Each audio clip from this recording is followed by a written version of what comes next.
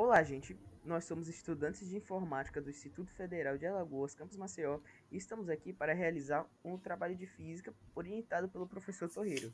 Os integrantes do nosso grupo são Fábio Júnior, que sou eu, Pedro Marques, Vitor Miguel e Vinícius Rodrigues. O nosso tema é a Lua, e prosseguirei falando sobre o que é a Lua. A Lua é o único satélite natural da Terra, um corpo rochoso sem atmosfera significativa que orbita nosso planeta a uma distância média de 384.400 km. Ela é o quinto maior satélite do Sistema Solar e desempenha um papel crucial em fenômenos como as marés, que são resultados da interação gravitacional entre a Lua e a Terra, e também os eclipses. A sua formação é explicada pela hipótese do Grande Impacto, e que é amplamente aceita pela comunidade científica. De acordo com essa teoria, há cerca de 4,5 bilhões de anos, um objeto do tamanho de Marte, chamado Theia, colidiu com a Terra primitiva. O impacto foi tão violento que os fragmentos da Terra e do corpo impactante foram lançados ao espaço, onde se aglutinaram e formaram a Lua. Essa teoria é suportada por evidências como a semelhança entre as rochas lunares e terrestres, bem como a deficiência de ferro na Lua em comparação com a Terra. Qual é a distância até a Terra, da Lua até a Terra em quilômetros?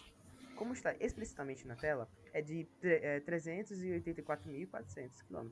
No entanto, essa distância pode variar ligeiramente devido à órbita elíptica da Lua ao redor da Terra. Quando a Lua está no ponto mais próximo, perigiana, essa distância é a de aproximadamente 356.400 km.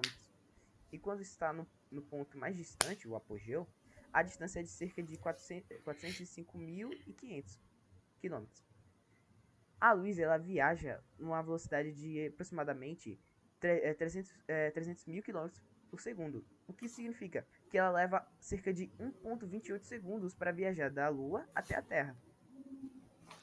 E uma coisa que é interessante é que se a gente pegasse todos os planetas do Sistema Solar e colocasse nessa distância, né, entre a Lua e a Terra, caberiam todos os planetas e sobraria 4.000 quilômetros. Isso é bastante interessante, se a gente pensa. E a distância, essa distância, ela é medida por uma das técnicas chamadas de reflexão a laser. Astrônomos enviam feixes de laser de alta potência para os espelhos refletores deixados na superfície lunar pelas missões Apollo, por exemplo, para calcular o tempo em que o laser leva para retornar. E com isso é possível saber a distância.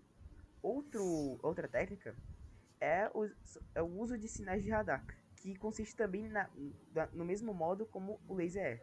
Você enviam sinais de radares para a Lua para esperar ser refletidas e depois marcar o tempo para poder aferir qual é a distância da Lua. E com isso, agora prosseguirá a apresentação para Pedro Marques. Meu nome é Pedro Marques e eu vou estar continuando a apresentação sobre a Lua e eu vou falar sobre os efeitos e o que aconteceria se a Lua deixasse de existir. Então, um dos principais efeitos da Lua na Terra é o fenômeno das marés, que é causado diretamente pela gravidade e pela rotação, em que, enquanto a Lua faz o seu movimento em volta da Terra, é como se ela literalmente puxasse a água em sua direção, o que faz com que, em alguns momentos, a Lua vai estar mais próxima de algumas regiões e vai puxar água, o que vai acontecer que a maré vai estar alta, em alguns momentos vai estar em outras regiões. Essas regiões vão ter a maré alta e outras regiões vão ter maré baixa. E isso é muito importante para muitos ecossistemas, muitos animais, e principalmente em regiões costeiras, como mangues, por exemplo. A gravidade da Lua também tem efeito sobre o eixo da Terra, que é de aproximadamente 23,5 graus, e seria muito instável se não tivesse a gravidade da Lua, e poderia fazer com que o clima da Terra mudasse muito drasticamente. Por exemplo, na prática, é como se a inclinação da Terra mudando, a região dos polos, por exemplo, tivesse outra inclinação e pudesse receber mais Sol, a linha do Equador pudesse receber menos Sol, e isso causaria variações muito drásticas de temperatura e no clima em geral. Outra importância da Lua é nos ecossistemas. em que muitos animais e muitas plantas são dependentes da luz da lua. E um dos exemplos mais famosos é da tartaruga, que se baseia na luz da lua quando nasce para poder ir para o mar. E o que vem acontecendo muito é que pela poluição visual das cidades, as tartarugas acabam se confundindo, em vez de seguir a luz da lua, segue a luz de um poste, por exemplo, e acaba indo para as estradas. Ainda que muitos animais caçadores também usam a luz para se guiar. Então, outro efeito que surtiria na Terra é a duração dos dias. Estima-se que antes da formação da Lua na Terra, a Terra tinha de 5 a 6 horas de duração em um dia. E hoje em dia, caso não existisse a Lua, um dia na Terra teria de 6 a 12 horas. Porém, com todos os efeitos da gravidade da Lua, faz com que os dias tenham a duração atual. Então, eu vou estar falando agora algumas comparações entre a Lua e a Terra. Em peso, a Terra tem 5,97 multiplicado por 10 elevado a 24, o que seria 597 seguido de 22 zeros. E a Lua, 7,35 vezes 10 elevado a 22, o que seria 735 seguido de 20 zeros. Se a gente fizesse a divisão, uma Terra teria aproximadamente 81 luas de peso. Já falando sobre o diâmetro, a Terra tem aproximadamente 12.742 km de diâmetro. Já a Lua tem 3.474 km de diâmetro, o que faz com que a Terra seja 3,7 vezes maior do que a Lua em diâmetro. E em volume, é como se a gente conseguisse colocar 50 luas dentro da Terra. Meu nome é Vitor Miguel e eu vou continuar a apresentação sobre a Lua.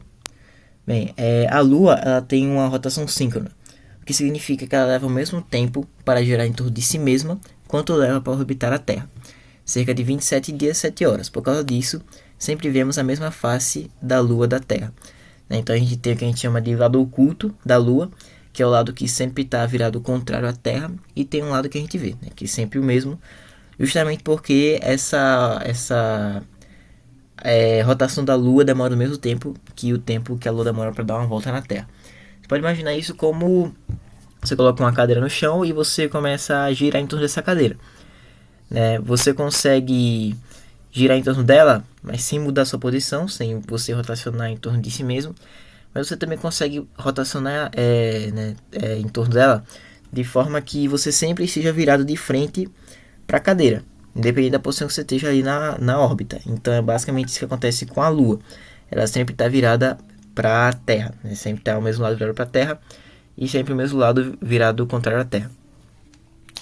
A velocidade de rotação da Lua no Equador é de aproximadamente 16,7 km por hora, que é muito, muito menor que a velocidade de rotação da Terra, que é aproximadamente 1.600 km por hora no Equador.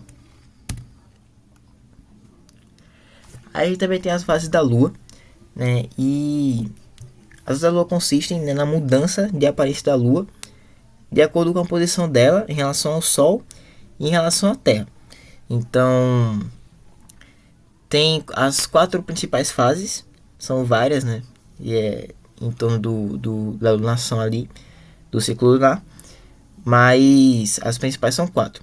Primeiro é a Lua Nova, em que a face não iluminada está voltada para a Terra, e isso não significa que seja o lado oculto, A face não iluminada é diferente do lado oculto. Para a gente sempre aparece o mesmo lado da Lua, mas ele pode estar iluminado de maneiras diferentes. Então nesse caso, da Lua Nova, é quando o lado que a gente vê da Lua não recebe nenhuma luz do Sol, devido à posição ali da Lua em relação ao Sol e à Terra. Então ele não recebe nenhuma luz do Sol. Tem a fase crescente, que é quando a Lua começa de pouquinhos ali, algumas partes da Lua começam a receber luz do Sol, e essa luz que vai aumentando até chegar na Lua cheia, onde o lado que a gente vê da Lua está completamente iluminado pelo Sol. E aí, assim como quando a Lua não recebe luz, ela começa a receber mais luz. Quando ela está totalmente iluminada, ela começa a perder essa luz, normalmente devido à mudança de posição em relação ao Sol e à Terra. E essa fase a gente chama de minguante, quando a Lua começa a minguar, ela começa a perder a luz e novamente voltar à fase da Lua Nova. Então isso é um ciclo, chamado lunação, que dura aproximadamente 29,5 dias. Boa tarde, pessoal. Meu nome é Vinícius Rodrigues da Silva e eu darei continuidade no trabalho de física, falando sobre a composição da Lua e o início dos estudos dela nos povos antigos. Bom, para começar, a Lua não é só uma bola de pedra maciça. A estrutura dela é dividida em camadas de forma bem parecida com a da Terra. A camada de fora, a casca dela, é a crosta. Ela é feita de rochas com elementos bem comuns, como oxigênio, silício e alumínio. Uma coisa curiosa é que a crosta do lado que a gente não vê daqui da Terra é bem mais grossa, e cobrindo tudo isso tem uma camada de poeira e pedrinhas chamada regolito, que é basicamente o resultado de bilhões de anos de pequenos meteoritos que estão batendo ali e acabam moendo a superfície. Quando a gente olha para a Lua, a gente vê umas manchas claras e outras escuras, né? Bem, as partes claras são as terras altas. Elas são a parte mais antiga da crosta, por isso são cheias de cratera. Já as manchas escuras que nós vemos são as que os antigos chamavam de Maria, ou mares. São na verdade planícies gigantes de lava vulcânica, que acabou secando há muito tempo. E por serem mais novas, elas têm menos crateras. Se a gente for mais para dentro, debaixo da crosta tem um manto, que é nada mais nada menos que uma camada bem grossa de rocha mais densa, que é rica em ferro e magnésio. Hoje em dia, o manto da Lua é considerado geologicamente parado, inativo, e lá no centro tem um núcleo pequeno, mas bem denso, que é feito principalmente de ferro. Ele tem uma parte sólida por dentro e uma camada líquida por fora. Já falando sobre a história da nossa descoberta nos povos antigos, da descoberta da Lua, a nossa curiosidade pela Lua é muito antiga. Civilizações de antiguidade, como os babilônios e os chineses, já usavam os ciclos dela como calendário, para guiar a agricultura e a navegação principalmente. Mas foram os gregos que começaram a buscar explicações mais lógicas. Bem, eles foram os primeiros a sacar que a luz não tem luz própria, ela só reflete a luz do Sol. E o grande pulo, porém, veio na Revolução Científica, em 1609, onde Galileu Galilei fez uma coisa simples, mas revolucionária. Apontou um telescópio para a Lua e pela primeira vez na história alguém viu com clareza que ela não era uma esfera perfeita e lisa. Ela tinha montanhas, vales e crateras, ou seja, era um outro mundo com relevo como o nosso. E o capítulo final dessa descoberta veio no século XX, com a corrida espacial.